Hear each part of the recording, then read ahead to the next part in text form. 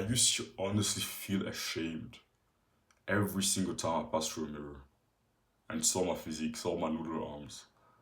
Especially when I passed the mirror shirtless, and I would often do that because I was preparing for school in the morning. And I would see my physique and I would always be ashamed. I would always kind of tighten my abs to make it look like I was bigger than I was, but I wasn't. I would try to flex a little bit in the mirror, trying to convince myself that I actually looked big, even though I honestly knew that I didn't look big. That my physique was pretty much the physique of the average person nowadays. And it's painful. It's a painful experience to go through. It's painful to actually look in the mirror and see your body and not being able to actually be proud of your body, to actually be ashamed and actually wish you didn't see, you actually wish you couldn't see yourself in the mirror. And I had a mirror in my room, and I actually wished I didn't have one. I actually wish I didn't have a mirror in my room because of how ashamed I was of my physique, how ashamed I was of how I looked. I think that's an experience that a lot of young men can actually relate to. Can actually say, yeah, I experience that every day. Just know that I understand you if that's the case. If you actually can relate to that story of looking into the mirror and being ashamed of how skinny you are, of how small you are, and how little muscle mass you have, know that I can actually relate and I can actually understand that. But now I've actually managed to somehow cross the bridge. And now when I walk past the mirror, I'm actually flexing with a smile on my face and actually thinking, yo, I have a great physique. Big shoulders, big biceps, big chest, six pack, strong back, strong legs, strong calves, big hamstrings. So I'm not gonna waste your time too much. First thing, just start with training consistently. It's a simple 3 step plan that I'm gonna give you. First, start by training consistently. When I first started training, I didn't have some super complicated training routine. What I did is I just did 100 to 150 push ups every day. Sometimes I would go up to 200. So I would just do push ups. So it just gave me this base of consistency. What you first want to have is to build the consistency, being able to just train consistently every day. So don't overcomplicate your training routine. If you want, just start about like do it the same way that I did in the beginning. If you don't have a gym membership yet, it's not too bad. You have your the floor at your in your room. Do push-ups, do a few squats. Push-up squats is all you need in the beginning. And that training routine is not necessarily going to build some insane muscle mass, even though it did for me. It did build not insane muscle mass, but it did make a difference. And people already started to notice the difference in my physique when I just did push ups and squats. And I also could notice a little difference in my physique. It's not the most optimized one, but it will first give you this base of consistency. Because often when you overcomplicate it and you start to try to think 1,000 steps ahead, even though you haven't even taken the first step, it's just gonna make things harder for you for no reason. So first start by just simply just start today. Honestly, just start today with a simplified training routine. If you can do push-ups, if you can do a few push-ups, if you can do over 10 push-ups, just do 5 sets of push-ups if you want. So that's what I used to do. I would do 5 to 7 sets of push-ups. I would do probably 20 to 25 push-ups per set. And of course, I was already fairly strong for my age because I'd been training for a while by then, but it just wasn't consistent. I'd been training a little bit, but it was like 2 times a week, 3 times a week, even though I planned to train every day. So I've been training, I make a little bit of progress, but it wasn't consistent at all. And I would train mostly like 1 time per week. Honestly, 1 time per week. But I still got a little bit of strength gains and endurance gains. And I went from not being able to do any push-ups to being able to do 25 push-ups with not the best form. Not the best form. But I could do 25 to 30 push-ups. So that's what I would do. Just everyday push-ups, push-ups, push-ups. I just found a simple training regimen, simple training program. And I just did that every day. Just push-ups, push-ups, push-ups.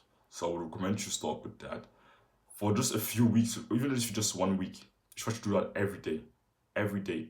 And the mindset I want to give you is even on the days when you don't feel like doing it at all. If you don't feel like doing it at all, and you know that you're probably not going to do it, at least go down and do a few push-ups. At least do 10 or just one set of three, 4 push-ups. So even on your worst days, just do the bare minimum. The bare minimum you can do. On your worst days, a day where you really don't feel like doing it, just do what you can. Just do, like I said, the bare minimum. And then, afterwards, after 1 week of doing this, after 2 weeks of doing this, slowly start completely like adding things into your training routine, making it more structured. You can start then looking for a training split. You can start trying to add some type of, I don't know, split, exercise selection, and all those things. But in the beginning, the first skill you need to master is consistency. That's the first step. And then you can start structuring your training routine more. But don't look 10,000 steps ahead. First, look at the first 5 steps you have to take. Second thing is bulking. Bulking is just the act of gaining weight, eating more than you need to maintain the current weight you have. Because if you want to get heavier, you literally have to get heavier. You can. It's possible to build muscle without bulking. Yeah, it's possible. But bulking is gonna significantly increase this process, the muscle building process. Like if you want me to, I want to tell you a quick story. It was around 2 years ago, summer holidays, and I have 6 weeks. And it was the beginning of my fitness journey. It was the first time I was actually being consistent with my training. So, and now I'm really looking to take the bulk seriously because I've been trying to bulk for a few months now, but I couldn't really take it seriously with school because I couldn't eat that much with school and I had to go to school and all those things. So I was pretty annoyed because of that. But now I could finally do it. I had the whole day free for myself and I could just focus on my training and my diet. So that was what I did. And 6 weeks later, I came back to school after summer holidays. And I was honestly, I'm not lying, I'm not taking the piss, I'm really being honest here. 8 kilogram heavier. 8. I'm not joking here. 8 kilograms heavier after 6 weeks. And you might think, yeah, he probably looked fat. I honestly didn't look fat. I honestly looked like I was around the same body weight as I was 6 weeks earlier. I looked even leaner because I had more muscle mass. I probably did gain some fat, definitely. It definitely wasn't all muscle. It was probably water weight, a lot of fat. It definitely wasn't all muscle. You can't build that much muscle in 6 weeks. Definitely can't. But because of newbie gains, I probably built a little bit of muscle, even though it's not even a full kilogram. I still managed to build a few grams of muscle in those 6 weeks. And I just looked significantly bigger. Significantly bigger. And I didn't look fat. I had a 6-pack. So of course, I'm not telling you to bulk as extremely as I did. You shouldn't gain 8 kilograms in 6 weeks. That's just a dumb bulk, and I was just dumb at the time. But gaining 8 kilograms in the span of 6 months, 8 months, slowly gaining weight, 1 kg per month or 1.5 kg per month, is a good way to gain weight. You eat healthy, but you eat in a caloric surplus, and you slowly gain weight. And you see your body just transform. You can't still build muscle and strength without bulking. It's still possible, but it's harder. Right now, I'm not even bulking, and I'm still making great progress. I'm making amazing progress without bulking. But I know to maximize the progress, I need to bulk. So in the next few weeks and months, I'm going to start bulking again. I'm going to go on the next bulk. But honestly, the last bulk, I built most of my muscle mass on my last bulk. So you need to bulk if you really want to maximize muscle growth. Honestly, you need to be on a caloric surplus if you want to maximize muscle growth. And yeah, I just look forward to the next bulk because I know after the next bulk, I'm just going to look massive, massive, massive, massive. Because the progress is just so much slower when you're not bulking.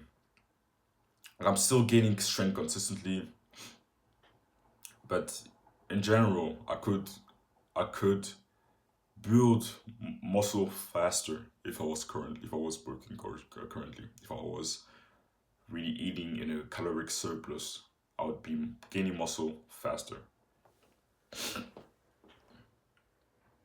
Another thing, the last thing I want to talk about today, progressively overloading. So when you've started to actually structure your training better and you actually start to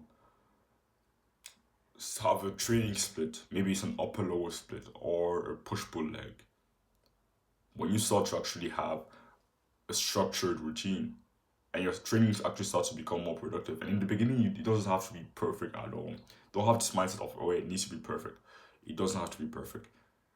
In the beginning, because you have newbie gains, you can get away with a lot of mistakes. So you don't need to get it perfect. You don't need to hit it perfectly at on the first try.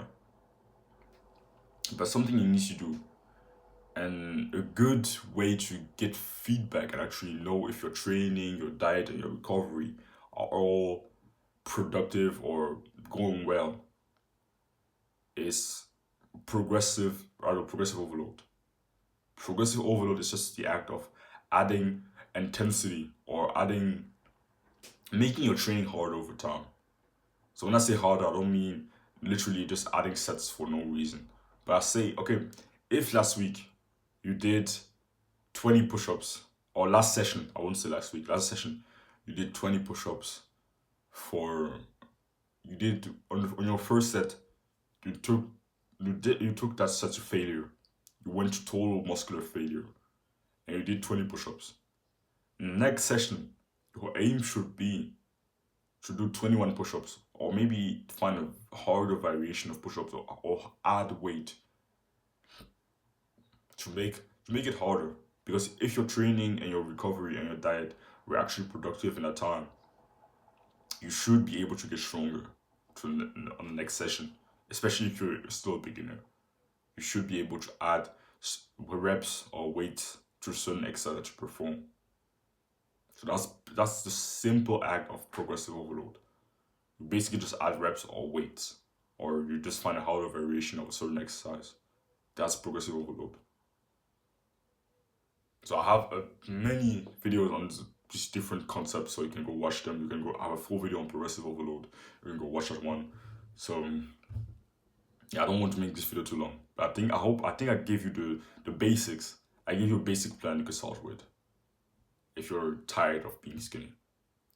If you're interested in my fitness coaching, you can go click the first thing in the description, and that's my one-to-one coaching package where I really just guide you on this journey of building your dream physique and help you get the results that I got a lot faster. So yeah, don't run away from discomfort, chase it.